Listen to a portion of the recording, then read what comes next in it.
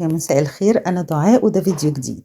النهاردة هنعمل حواوشي في البيت بعجينة مضمونة 100%. روعة. بصوا الطراوة عاملة ازاي. ودي لحمة أنا متبلاها وبرش عليها موتزاريلا، ما بتاخدش في الفرن 10 دقايق، بس عجينة خطيرة. تعملوه بيها حشو، أي حشو حادق انتوا عايزينه. بصوا الطراوة 10 دقايق في الفرن، أول ما بلاقي لونها من تحت لون بطفي وافتح الشواية. هنحتاج لها، انا محضرة كيلو لحمة. الدقيق محضرة كيلو برضو دقيق هنعجنه معاه 3 معالق كبار سكر، 3 معالق كبار لبن بودرة، بكوين خميرة. اللحمة كيلو لحمة فيها نسبة دهون عالية شوية. محضرة فلفل كوبي أحمر وفلفل أخضر، بصل، فلفل أسمر، مرق الدجاج، دي موتزاريلا هنحطها فوق وش اللحمة.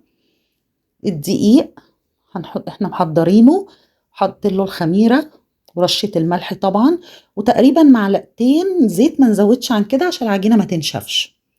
وانا حطيت لها 2.5 كوباية مية دافيين على كيلو الدقيق، لان انا عايزة العجينة طرية شوية.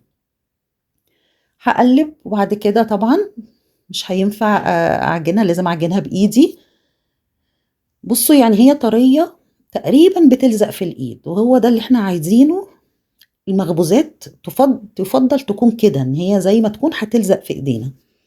كيلو اللحمة في نسبة دهون عالية شوية. محضرة له 3 بصلات كبار، ومحضرة قرن فلفل كوبي أحمر، وشوية فلفل أحمر حامي بيبقى عندي في الفريزر متجمد، وفلفل أخضر بارد أو حامي زي ما انتوا عايزين، فلفل أسمر، مرق الدجاج. حط ملح بسيط عشان أنا هفرم 3 مكعبات مرق الدجاج. بصوا العجينة أنا سبتها تقريبا نص ساعة، مش عايزة أقول لكم طرية ازاي وارتفعت ازاي.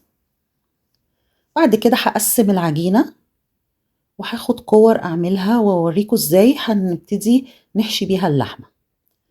هنقسم كور صغيرة ونسيبها ترتاح شوية، بعد كده هنفرد الكور دي. بص احنا هنعمل زي دايرة ونحط فيها اللحمة. ولازم الحواوشي يا جماعة يكون فيه نسبة دهون في اللحمة شوية، ما تبقاش لحمة حمراء قوي.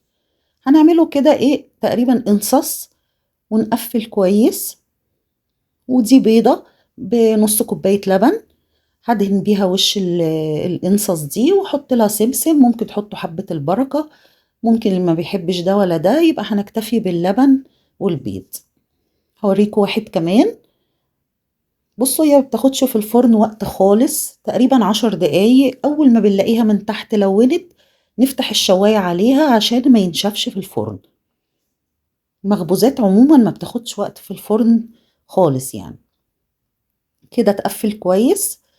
مش عايزة اقول لكم هو ريحته عامل ازاي، العيش طعمه خطير. ميرسي جدا على متابعتكم، يا رب تكون الفيديوهات بتعجبكم. ان شاء الله بدعمكم نستمر بإذن الله.